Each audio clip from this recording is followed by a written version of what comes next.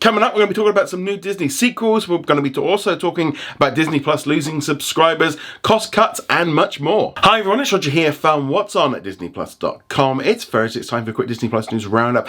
And we're going to be talking about all of the news that came out of this latest quarterly financial results, which happened last night. Bob Iger basically laid out the plans for the next year or so with the company, and there's some big impact there with Disney Plus and what we're going to be seeing in the future. So let's start off with the fun things that he announced. So they did say that they're going to be making sequels to Toy Story, Frozen, and also Zootopia. No real details on when they're going to be arriving. It's then been confirmed by a number of different people on social media, like with Tim Allen saying that he's involved, Josh Gad, and yeah, so we're going to be seeing more of those franchises. Not a huge surprise. They are massive blockbusters at the cinema. They are big drivers on the theme parks and merchandise, so it's not a huge surprise to see them doing it. You know, they've been building a new Zootopia area in Shanghai Disney, and yeah, it just makes a lot of sense for this to be happening. This kind of definitely was thrown out of the idea of, you know, they're working on some big franchises and just kind of bringing in viewers that way. I think they found, obviously, like with Lightyear and then also with Strange World and a few other films, they've not been pulling in as well on the animation side. So that is one thing that to look forward to. But that was kind of really the main bit of kind of the fun news. Everything else was very much business related. During the quarterly results call, we always get an update on how many subscribers the streaming services have. And for the very first time, Disney Plus actually went down in subscribers, going down 2.8 million from 164.2 million last quarter to now just 161.8 million. Now, obviously, the headline to this is they lost around about 2 million subscribers globally. And while that seems bad, when you actually get into the detail, it's understandable, because what's happened is they've lost about 4 million subscribers from Disney Plus Hotstar in India due to them losing the cricket rights. They were expecting this, everyone knew this was going to happen, and once the cricket rights had kind of gone, and there was going to be a number of subscribers that were leaving.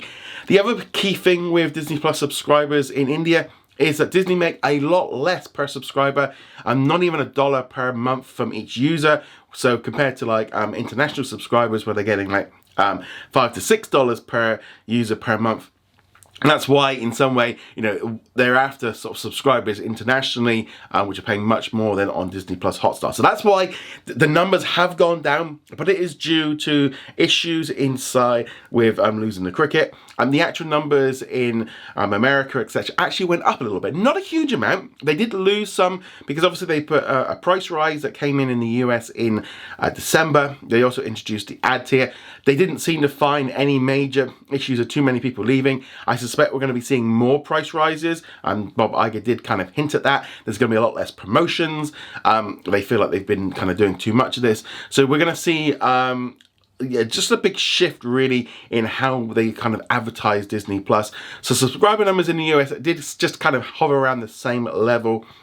Didn't go into too much. They also didn't really launch in any major areas as well in the last quarter. And they're expecting next quarter will be about the same. They're not giving foresights into what they think is going to happen, because they're now looking at it as a much larger picture. Just going quarter to quarter is just not, you know, the way that they can keep doing things. So that's going to be a big push there. So the subscriber numbers have dropped globally, but it was expected.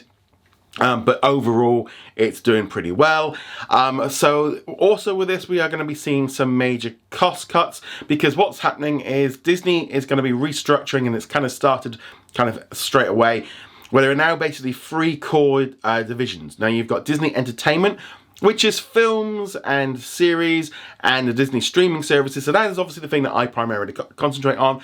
You've also got ESPN is now its own separate section. So that ESPN Plus falls under that one. And then you've kind of got Disney Parks and Experiences. So that's the theme parks, the cruise lines, video games, merchandise. So that all comes under that division. So there's now 3 core divisions.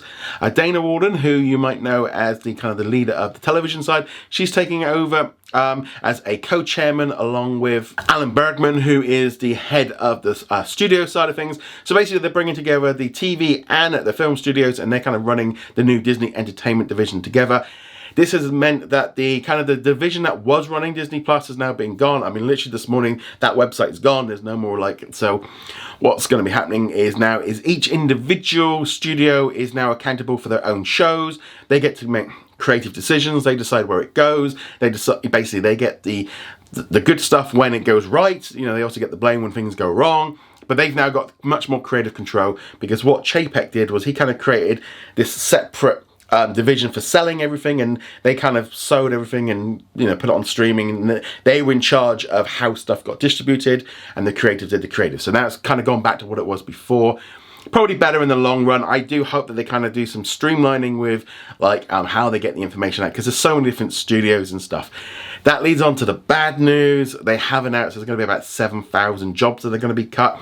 Primarily, I suspect this is going to be in not necessarily front-facing staff, so like at the theme parks, you're not going to be losing people there. It's probably going to be at the back end. So that's obviously awful news for those involved. All the big tech companies, all the big studios have been doing this. It's not a huge surprise. But yeah, it's just sucks for people to be losing their jobs. So hopefully they're all going to be looked after, because that's generally how, you know, then Disney does look after its staff when it lets them go. But yeah, so there's going to be some layoffs. There's also going to be a lot of content reduction. They are looking to save about $5.5 billion on across all their businesses. Around $3 billion of that is going to be on content. So we're going to start seeing a big shift, really, and I think we've already started seeing it already. We're going to be seeing less releases on Disney Plus in terms of major shows. I think what we've kind of already been seeing is they're going to start spreading them out. I don't think we're going to get like we had last year with shows like Obi-Wan Kenobi and Miss Marvel overlapping. I think they're going to be much more spaced out. They're going to be less of them. I think, you know, we've already seen, like, you know, we're not having as many originals anymore, and I think we're going to see that going forward. We're probably going to see much more sharing now of content between the brands. I think the term a Disney Plus original is going to mean much less, and there's going to be a lot less of them as they share between linear, theatrical, and also on streaming. And then probably also things are going to end up getting licensed out to other platforms much more regularly. So there's just generally, they're going to start making some cost cuts. General entertainment, they're going to be a little bit more selective in what they're doing. They're going to be leaning more in on Marvel and Star Wars. I think they know for Disney Plus that that's something that they need to have in there, and those key titles are needed. So it's kind of what we're expecting.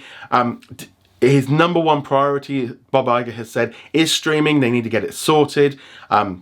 They're trying to get profitable by the end of next year with Disney Plus, and this was always the plan, but they've really kind of speeded it up. They've kind of sorted out the debts. They've got to just generally get all their books in order, and they've just been spending way too much kind of catch up with Netflix and all the rest of it. Now they've kind of all, and it's not just Disney, all the different studios are all doing this. So it's nothing particularly bad that Disney's doing, just the market's changed. Sort of the pandemic speeded everything up, so everyone speeded up creating everything. More people subscribed than they were expecting, but ultimately we've had a little bit of a nose dip after everything. Linear is still making a lot of money, but it is dipping every single year. And at the minute, they look at the fact that they're still going to try and make some money from linear, and also theatrical. We're going to see more films going to cinemas. Yeah. So overall, lots of like business side of stuff. I thought it was actually pretty good in terms of what he was saying. There was no mention really of Hulu very much at all. The only thing he did mention was, for example, like with Abbott Elementary, on like linear television on ABC, the average viewer is around about 60, whereas on Hulu it's about 30. We're going to be seeing less releases on there. No real idea of what they're kind of going on. They're just going to be leaning in more on franchises.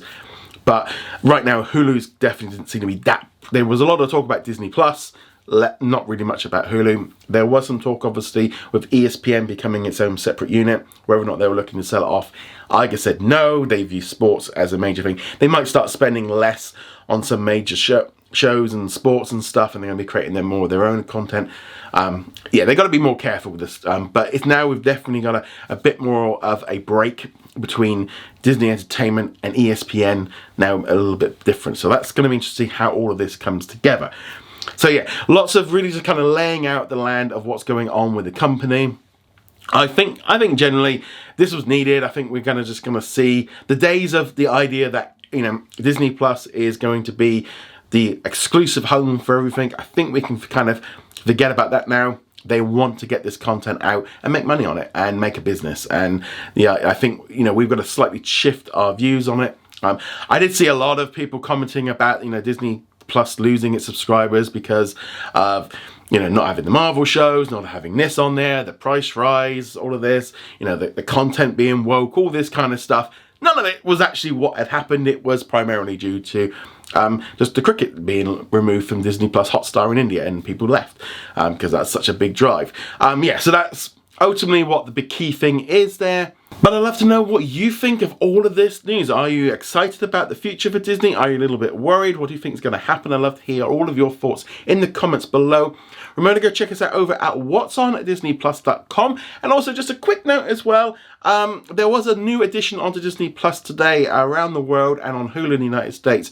And that was Stolen Youth Inside the Cult of Sarah Lawrence. So that one has been, again, that one's just been on Disney Plus here in the UK, Canada, Australia, etc. Hulu in the United States. So if you're into a new documentary kind of series, you'll want to check that one out. And on that note, guys, thank you very much. See you guys soon. Laters.